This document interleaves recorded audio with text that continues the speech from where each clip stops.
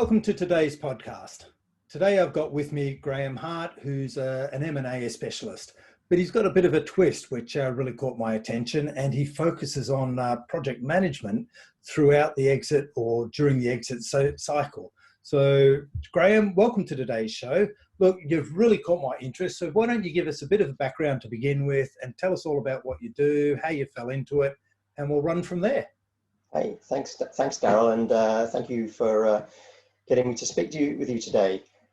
So I'm a mergers and acquisitions project manager. I work both on the sell side and the buy side on transactions, and I help business owners to manage their way through a merger or an acquisition or a sale project. My background, I came from 20 plus years in working for large corporates and private equity-backed businesses, working in-house with a job title in corporate development, which is what corporates call their M&A teams. And I was managing M&A projects, and I worked on global projects. I worked on private equity-backed investments.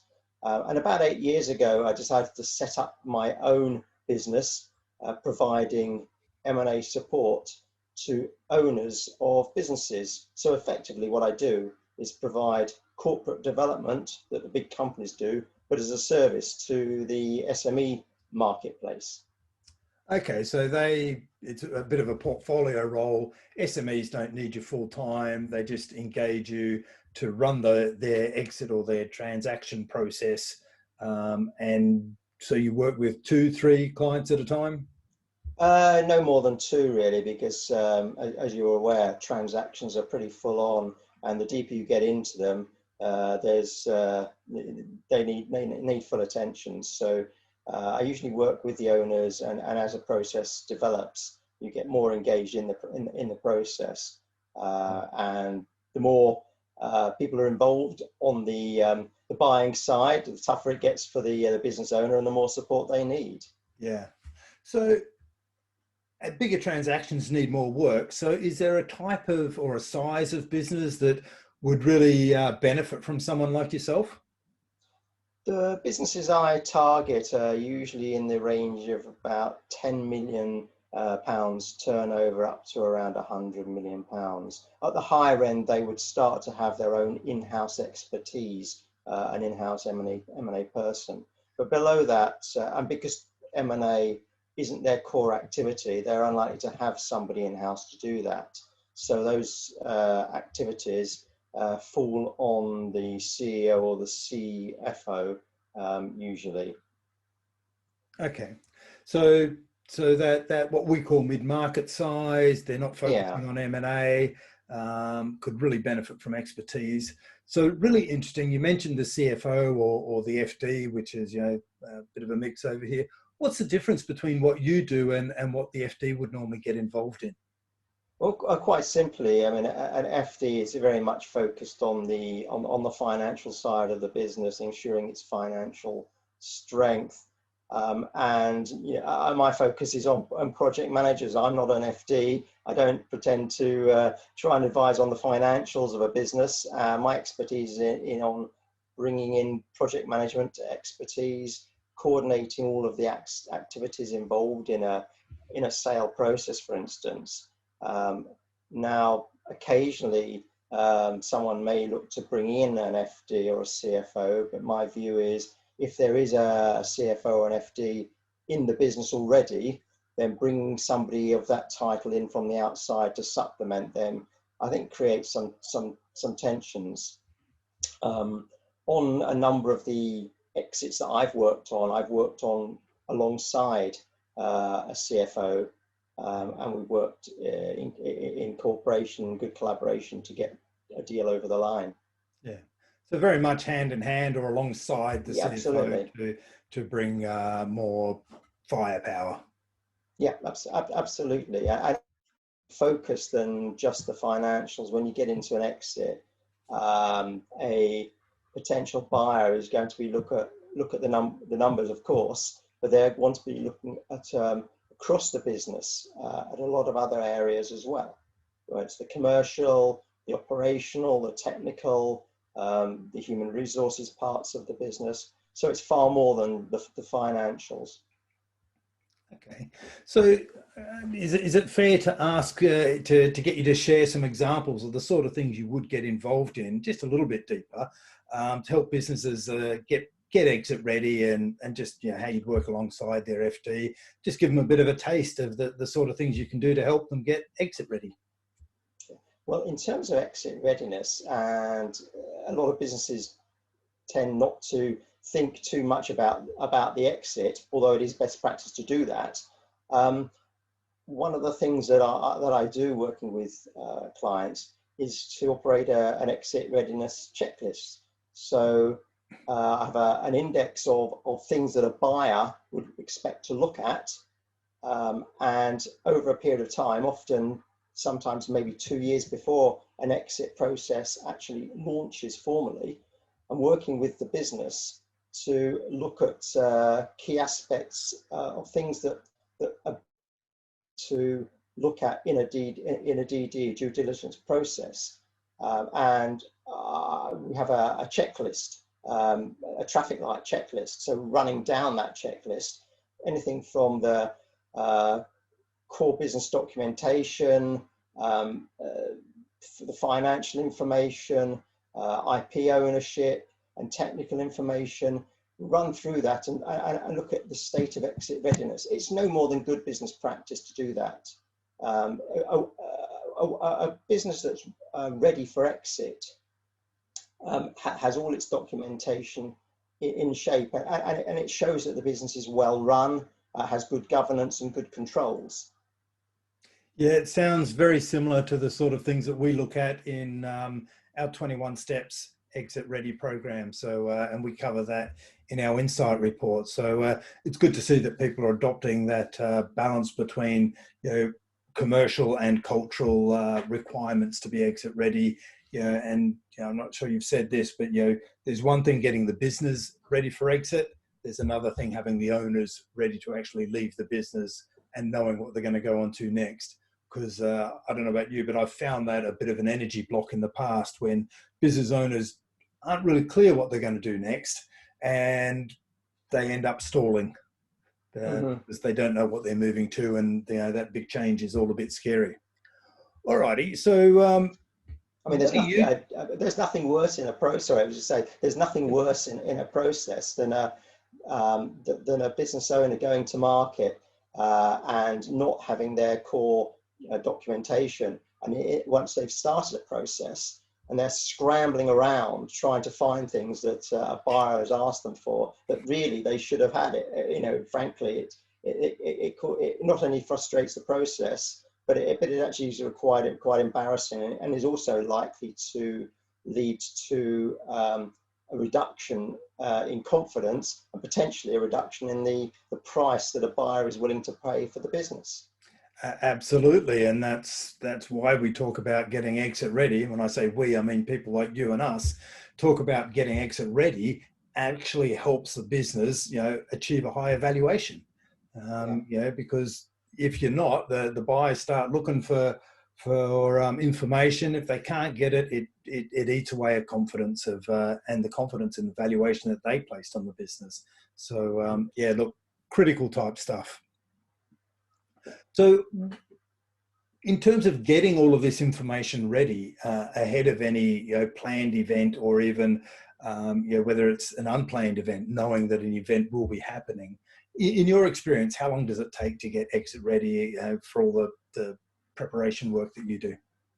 I always suggest to people with the end in mind, they should start the process maybe 18 months to 2 years before they actually go to market. Now, it's possible that an owner gets an unsolicited approach before they've even considered putting the business on the market and launching a process. So having everything in place and having a well-run business means they're in great shape whenever a process it starts, whether it's induced by an unsolicited approach from an interested party.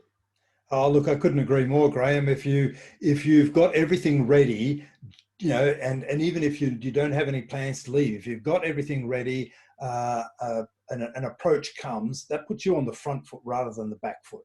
And when you're on the front foot, you can leave on your terms. You can drive the process rather than the buyer driving the process. And if you drive the process, you're going to get a higher valuation. You're going to get what you need for the business. You're going to make sure that things happen the way you want them to happen. So we're saying very similar things. I think it's not surprising, really. It's a tried and true approach. So in terms of what other M&A people do, and there's a whole lot of M&A industry out there, but you seem to have a different approach. And I know we've talked about the project management side of what you do, but don't business brokers do that? Or what's the difference between what you do and brokers? In my experience, a lot of the business brokers and corporate advisory firms, their expertise is in giving advice, but it's less so on the hands-on support that's needed by the seller in their business, and their management team needs to support them in the process itself. Frankly, just rolling up sleeves and getting things in place and moving documents around. It's not necessarily the best use of a broker's time or advisor's time to do that. Their focus is on marketing and on driving the best deal at the best price for their client, the seller. And my expertise is very much in project management, in coordinating all the different aspects of a deal. Okay, and so when a broker finds that they've got a client and you're involved in the client, what's the typical response from a broker? I think they usually find it very supportive. It means that there is somebody working in the business or alongside the business, very much focused on getting the information that the broker needs to communicate to the buyer. So it's facilitating the process and making the work of the M&A advisor or the broker a lot easier, and also has the advantage of helping them to drive the process. Yeah, it allows them to focus on doing the marketing activity, and as you say, makes their job easier. And they have the engagement with the buyer directly. That's not the project manager's role. The project manager is mainly the interface with the seller and the seller's management team. The other thing, of course, is that in a process, a seller or a business owner doesn't necessarily want everyone in their business to know what's going on. Now, they'll need to bring certain key management into the know, so that because they're the people who will meet the buyer, and they're the people that the buyer will be interested to see. But in other parts of the organization, the owner will not want to unsettle employees with the fact that there's a process in play.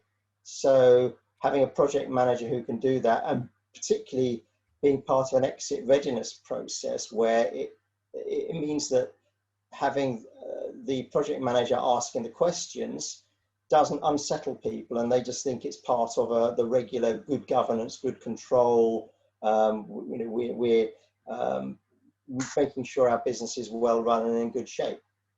Yeah. So if you're part of the management, the leadership team, it's the perception is everything is status quo. We're just running we're just part of a well-run business. Correct. Yeah. Correct. Okay. Hey, so everyone loves a good case study, Graham. Have you got some stories that you can share? Hold the names if you like, but that you can share about how you've made a difference and I guess kept a transaction on track or added some significant value to a transaction? Yeah, definitely. So I was engaged by or introduced to a seller of a business by some M&A advisors, an M&A boutique, and they had difficulty. They had a mandate from the owner who wasn't in the business. He was a part of a portfolio. He wasn't in the business, and he wanted to sell the business. But the management team were struggling to do their day job, managing the business and focus on the performance of the business, and get the information over to the M&A advisors who had a mandate to market the business and sell it.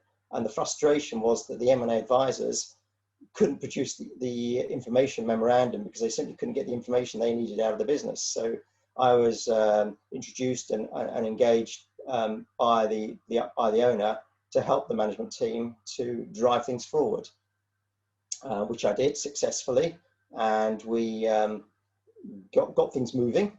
And the advisors were able to produce an IM and organize things with potential buyers. So we kicked off the process, and as it was a competitive process, and at the same time I was asked to help them to set up the data room in readiness for due diligence. So again, working in the business, working alongside the management team, I helped to extract from them the information that was needed to put together the data room. And as we got into the due diligence, as offers and initial offers were made for the business and due diligence started, I was able to coordinate the flow of information from the management and the business into the data room, and then answer the questions that were posed by the potential buyers in a competitive process. And there were more than this was a managed process where there was more than one potential bidder in a competitive process. So there were multiple requests for information. So my involvement not only moved things forward, but also made the life of the management team a lot easier, because I was the one doing a lot of the running around, allowing them to continue to focus on the business. Okay. So you mentioned the process having competitive tension and number of bidders.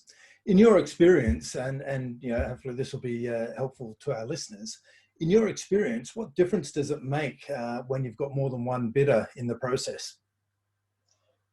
The main advantage from the seller's point of view is competitive tension has the potential to push up price if there's competitive tension, and there's more than one buyer in play at any time.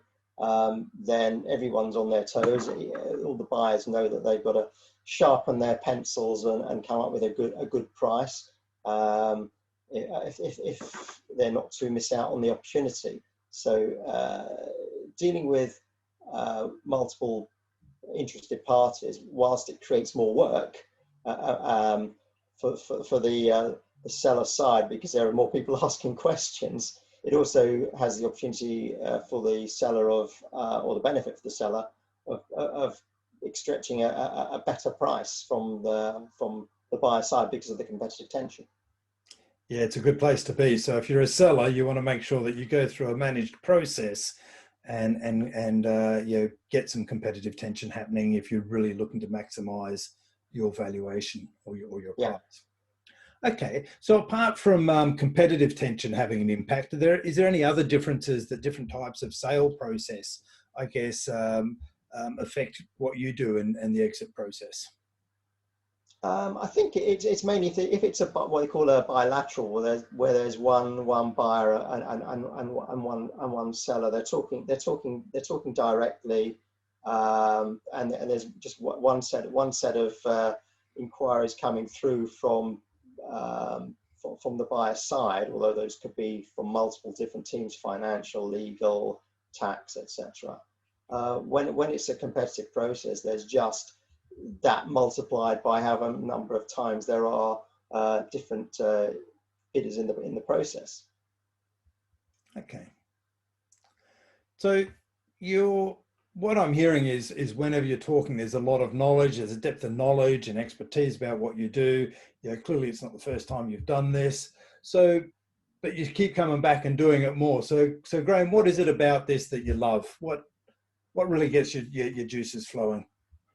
For me, I love the buzz of being involved in a process. Ultimately it's about, for a seller, It's about getting their deal over the line and getting them the best price, and doing it as efficiently as I can, so they're not distracted. During a deal, if a seller is distracted, that can impact the performance of the business, not only at the point of sale, but beyond the point of sale, because you can see that several months after the sale is completed, performance has dipped. It's not in anyone's interest. For me, it's about being involved in the process, coordinating all of the activity, the different people involved in the process to get a deal over the line. Okay, and so once the deal's done, the transaction's complete. If it's a merger or an acquisition, one business basically integrates into another. Yeah. Do you ever get involved in that process post-transaction? Yes, I do. I work on buy side and sell side. So if it's an acquisition, then I'm coordinating the due diligence program. So as a buyer, I'm coordinating the activity of the financial due diligence, the legal due diligence, commercial, operational, IT. I'm also managing the process for thinking about integration, so planning integration before a deal is completed. I mean, a lot of people doing deals fall into the trap of not thinking about the integration piece until the end of a deal, or after they've actually bought the business and they've got it and they're thinking, okay, now what do we do? The right time to start thinking about integration is during the due diligence process, where you're looking at the business, you're finding out things about the business, and you're looking at how you can extract the best value from that business once you own it. Absolutely. It's interesting, isn't it? We call it cultural due diligence. Most businesses go through and do the normal commercial due diligence. They look at the numbers, they look at the governance, they look at all the hard facts, but they don't look at how they're going to blend the two businesses together. What's the impact on the culture? Will one culture, fit and blend into the other well, or will it be like oil and water? And there's significant impacts on the success of the acquisition or the merger. Yeah, I mean, it's well stated that a large proportion of acquisitions fail purely because of failure to integrate successfully.